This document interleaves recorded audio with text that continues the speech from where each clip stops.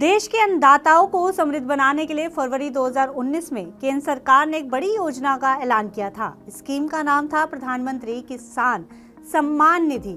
इस योजना का मकसद था देश के छोटे और सीमांत किसानों को आर्थिक मदद मुहैया कराना। इस स्कीम के तहत देश भर के किसानों को हर साल 6,000 रुपए की आर्थिक मदद 3 समान किश्तों में प्रदान की जाती है, यानी हर साल 3 किश्तों में 2,000 रुपए की मदद सरकार किसानों को देती है।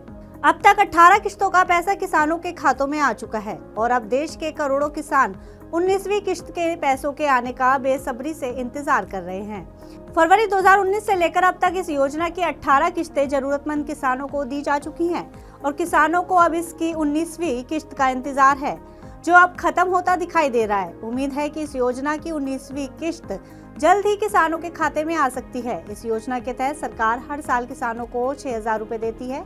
ये पैसा 3 समान किश्तों में सीधे उनके बैंक खातों में ट्रांसफर किया जाता है। माना जा रहा है कि इस साल मिलने वाली ये किश्त फरवरी 2025 तक रिलीज कर दी जाएगी। हालांकि अभी इसका कोई आधिकारिक घोषणा नहीं की गई है। अब यहाँ ये भी जान लीजिए कि किसान सम्मान निधि के तहत पैसे पाने के लिए क्या योग्यता होनी चाहिए। तो इस योजना का लाभ देश का छोटा और सीमांत किसान ही उठा सकता है। अगर किसान का परिवार समृद्ध है और पैसे वाला है तो उसे इस स्कीम का लाभ नहीं मिलता। जिस किसान परिवार का कोई भी सदस्य टैक्स जमा कराता हो तो भी वो इस योजना का लाभ नहीं उठा सकता। परिवार के सदस्यों में पति पत्नी और अवयस्क बच्चे शामिल हैं। इसके अतिरिक्त जिस किसान के पास कृषि योग्य जमीन नहीं है उन्हें भी पीएम किसान योजना से बाहर रखा गया है। दादा पिता और परिवार के किसी भी सदस्य के नाम कृषि योग्य जमीन होने पर भी आप इस योजना का लाभ नहीं उठा सकते। इसके अलावा अगर पति पत्नी में से कोई एक इस योजना का लाभ उठा रहा है तो दूसरे को इस योजना का लाभ नहीं मिलेगा। वहीं अगर कोई किसान सरकारी नौकरी भी करता है तो उसको इस योजना का लाभ नहीं दिया जाएगा। रजिस्टर्ड डॉक्टर, इंजीनियर, वकील, सीए भी प्रधानमंत्री किसान सम्मान निधि योजना से बाहर रखे गए हैं। इसके अलावा अगर कोई किसान सालाना 10,000 रुपए पेंशन लेता है तो भी वो इस योजना का लाभ नहीं उठा सकता।